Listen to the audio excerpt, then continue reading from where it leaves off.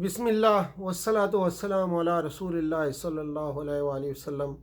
مطالعہ قرآن کے اس پروگرام کے ساتھ سورہ توبہ لیے آپ کی خدمت میں حاضر ہیں۔ آج کی آیات 1 سے 11 تک ہیں۔ ارشاد باری تعالیٰ ہے، اعوذ باللہ من الشیطان الرجیم، براءۃ من اللہ ورسولہ الی الذین عاہدتم من المشرکین۔ صدق اللہ العظیم۔ ایک نام اس کا توبہ ہے، اس لیے کہ اس میں بعض مومنین کی توبہ قبول ہونے کا ذکر ہے۔ دوسرا نام براءت ہے، اس لیے کہ اس میں مشرکین سے براءت کا اعلان کر دیا گیا۔ یہ قرآن کی واحد صورت ہے جس کے آغاز میں بسم اللہ نہیں۔ اس کی وجہ کہ سورہ انفال اور سورہ توبہ ان دونوں کے در مضامین میں بڑی یکسانیت پائی جاتی ہے۔ یہ سورہ گویا سورہ انفال کا بقیہ حصہ ہے۔ یہ 7 بڑی صورتوں میں سے 7ویں بڑی صورت ہے جن کو سبع طوال کہا جاتا ہے۔ ترتیب آیات توقیفی ہے اور ترتیب سور میں اختلاف ہے، کیونکہ عثمان رضی اللہ تعالیٰ عنہ نے اپنے اطاعت سے اس سورہ کو سورہ انفال کے بعد ذکر کیا ہے۔ صحیح بات یہ ہے کہ اس سورہ کے ابتدا میں بسم اللہ نازل نہیں ہوئی ہے از قرطبی۔ فتح مکہ کے بعد 9 ہجری میں رسول اللہ صلی اللہ علیہ وسلم نے حضرت ابوبکر صدیق رضی اللہ تعالیٰ عنہ کو اور دیگر صحابہ کرام رضی اللہ تعالیٰ اجمعین کو یہ آیات اور یہ احکام دے کر بھیجا تاکہ وہ مکے میں ان کا عام اعلان کر دیں۔ انہوں نے آپ صلی اللہ علیہ وسلم کے فرمان کے مطابق اعلان کر دیا کہ کوئی شخص بیت اللہ کا عریاں طواف نہیں کرے گا، بلکہ آئندہ سال سے کسی مشرک کو بیت اللہ کے حج کی ہی اجازت نہیں ہوگی۔ اعلان برات المشرکین کے لیے تھا جن سے غیر موقت معاہدہ تھا، 4 مہینے سے کم تھا، جن سے 4 مہینے سے زیادہ ایک خاص مدت تک کا تھا، لیکن ان کی طرف سے عہد کی پاسداری کا اتمام نہیں تھا۔ ان سب کو 4 مہینے مکہ میں رہنے کی اجازت دے دی گئی۔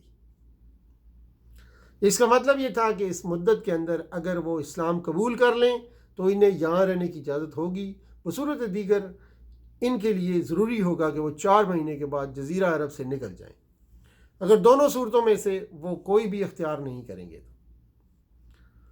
تو وہ حربی کافر شمار ہوں گے جن سے لڑنا مسلمانوں کے لیے ضروری ہوگا، تاکہ جزیرہ عرب کفر و شرک کی تاریکیوں سے صاف ہو جائے۔ یعنی یہ مہلت اس لیے نہیں دی جا رہی تھی کہ فی الحال تمہارے خلاف کارروائی ممکن نہیں ہے، بلکہ اس سے مقصد صرف تمہاری بلائی اور خیر خواہی ہے، تاکہ جو توبہ کر کے مسلمان ہونا چاہتے ہیں وہ مسلمان ہو جائیں۔ ورنہ یاد رکھو کہ تمہاری بابت اللہ کی جو تقدیر اور مشیت ہے اسے تم ٹال نہیں سکتے، اور اللہ کی طرف سے مسلط اور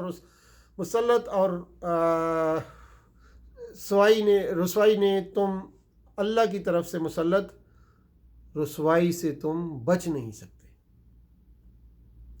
بخاری اور مسلم اور دیگر صحیح احادیث سے ثابت ہے کہ یوم حج الاکبر سے مراد یوم النحر یعنی 10 ذی الحجہ کا دن ہے۔ اسی دن منا میں اعلان برات سنایا گیا، اور 10 ذی الحجہ کو حج اکبر کا دن اس لیے کہا گیا کہ اس دن حج کے سب سے زیادہ اور اہم مناسک ادا کیے جاتے ہیں، اور عام عمرے کو حج اصغر کہا جاتا ہے۔ اس لیے عمرے سے ممتاز کرنے کے لیے حج کو حج اکبر کہا گیا۔ عوام میں یہ مشہور ہے کہ جو حج جمعہ والے دن آئے وہ حج اکبر ہے، یہ بے اصل بات ہے۔ یہ مشرکین کی چوتھی قسم ہے۔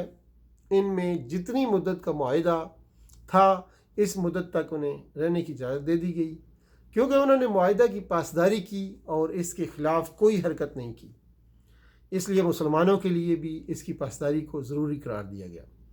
ان حرمت والے مہینوں سے کیا مراد ہے، اس میں اختلاف ہے۔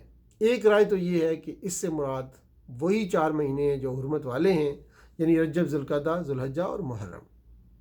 اور اعلان برات 10 ذی الحجہ کو کہا گیا اس اعتبار سے گویا اعلان کے بعد 50 دن کی مہلت انہیں دی گئی، کیونکہ حرمت والے مہینوں کے گزرنے کے بعد مشرکین کو پکڑنے اور قتل کرنے کی اجازت دی گئی۔ لیکن امام ابن کثیر نے کہا کہ یہاں اشر حرم سے مراد وہ حرمت والے مہینے نہیں ہیں، بلکہ 10 ذی الحجہ سے لے کر 10 ربیع الثانی تک کے 4 مہینے مراد ہیں۔ انہیں اشر حرم اس لیے کہا گیا کہ اعلان برات کی روح سے ان 4 مہینوں میں ان مشرکین سے لڑنے اور ان کے خلاف کسی اقدام کی اجازت نہیں تھی۔ بعض مفسرین نے اس حکم کو عام رکھا ہے، یعنی حل یا حرم میں جہاں بھی پاؤ قتل کرو، اور بعض مفسرین نے لا تقتلوہم عند المسجد الحرام، مسجد حرام کے پاس ان سے مت لڑو یہاں تک کہ وہ خود تم سے لڑیں۔ اگر لڑیں تو پھر تمہیں بھی ان سے لڑنے کی اجازت ہے۔ اس آیت سے تخصیص کی ہے اور صرف حدود حرم سے باہر قتل کرنے کی اجازت دی ہے، یعنی انہیں قیدی بنا لو یا قتل کر لو۔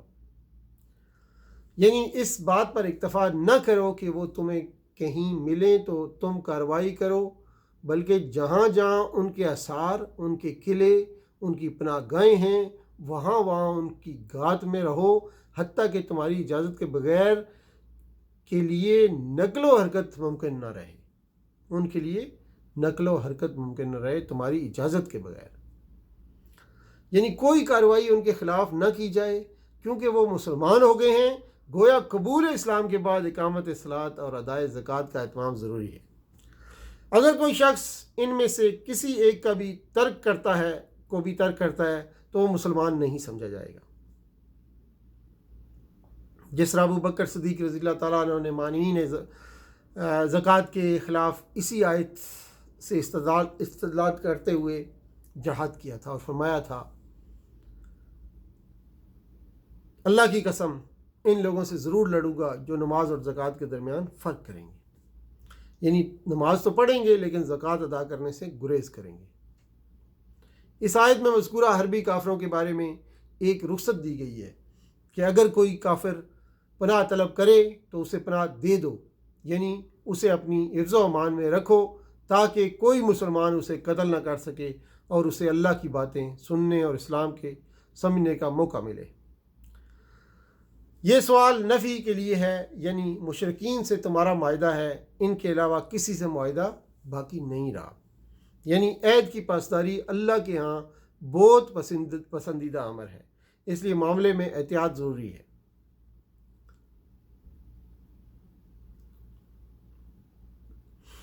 بار بار وضاحت سے مقصود مشرکین اور یہود کی اسلام دشمنی اور ان کے سینوں میں مخفی عداوت کے جذبات کو بے نقاب کرنا ہے۔ تو یہ چند آیات جو سورہ برات یعنی سورہ توبہ کی ابتدائی آیات تھیں، ان کا خلاصہ آج آپ کی خدمت میں پیش کیا۔ اسی پہ اکتفا کرتے ہیں۔ والسلام علیکم ورحمۃ اللہ وبرکاتہ، وآخر دعوانا ان الحمد للہ رب العالمین۔